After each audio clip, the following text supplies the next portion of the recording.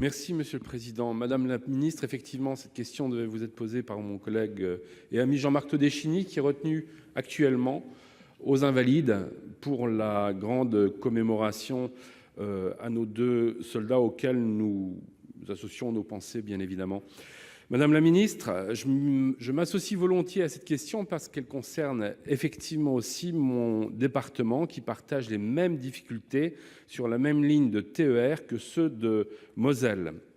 Au 1er janvier 2020, c'est presque demain, toutes les machines qui ne seront pas équipées du système européen de contrôle des trains, dispositif permettant de gérer l'espacement entre les trains et d'améliorer la sécurité, ne pourront plus passer les frontières, et notamment celle du Luxembourg.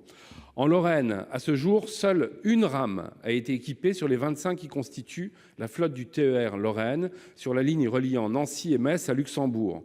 Pour rappel, ces TER sont empruntés quotidiennement par plus de 12 000 personnes.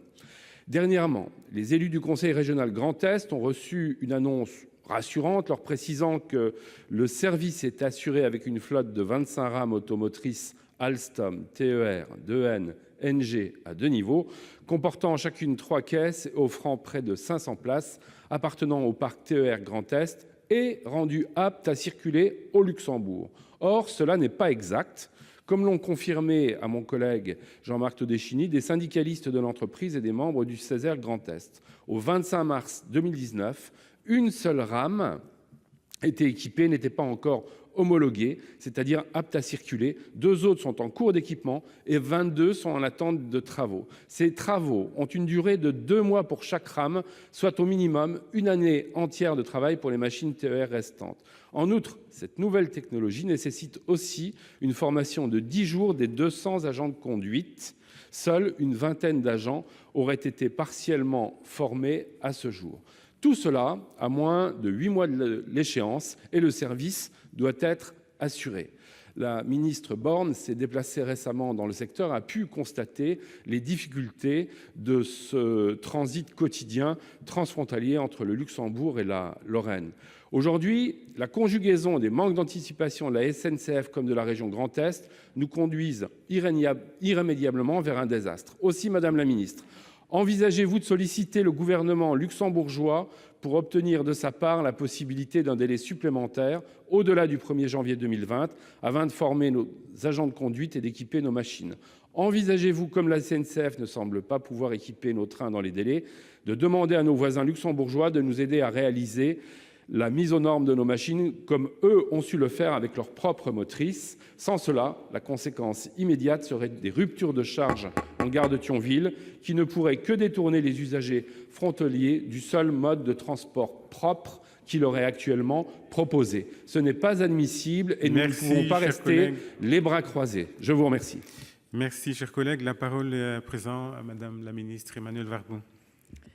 Monsieur le Président, Monsieur le sénateur Olivier Jacquin, bien sûr, je salue à travers vous Monsieur le sénateur Jean-Marc Todeschini. Vous avez bien voulu attirer l'attention de Madame Borne sur le risque de rupture de continuité du service public ferroviaire entre la Lorraine et le Grand-Duché du Luxembourg à l'horizon 2020.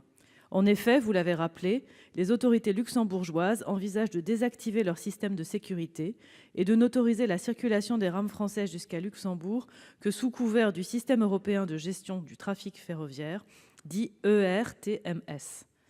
SNCF Mobilité a engagé en 2016 le projet d'équipement des rames TER concernées, dont l'achèvement était initialement prévu le 30 juin 2021. Cela correspondait bien à l'époque à la date limite de l'autorisation accordée par l'administration des chemins de fer luxembourgeoise pour continuer à circuler sous couvert du système existant.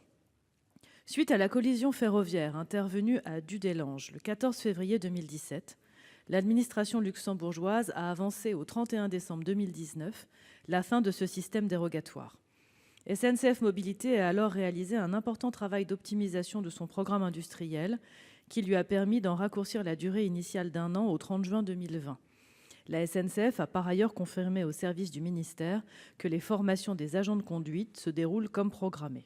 Mais comme vous le soulignez, malgré cette accélération du programme d'1 an, qui est quand même très significative, seule la moitié des rames sera équipée au 1er janvier 2020. Néanmoins, si à cette date, le système de sécurité ferroviaire du Luxembourg existant est définitivement désactivé, le plan de transport entre Nancy, Metz et Luxembourg devra être modifié en pénalisant de nombreux voyageurs transfrontaliers en raison de l'obligation de changer en gare de Thionville. Dans l'objectif de maintenir le niveau de service sur cette liaison ferroviaire, Mme Borne a dès lors écrit à son homologue du Luxembourg pour appuyer la demande de la SNCF et du président de la région Grand Est de maintenir opérationnel à titre dérogatoire le système actuel jusqu'en juin 2020, c'est-à-dire 6 mois au-delà de la date de désactivation actuellement prévue, mais 1 an avant la date de désactivation initiale.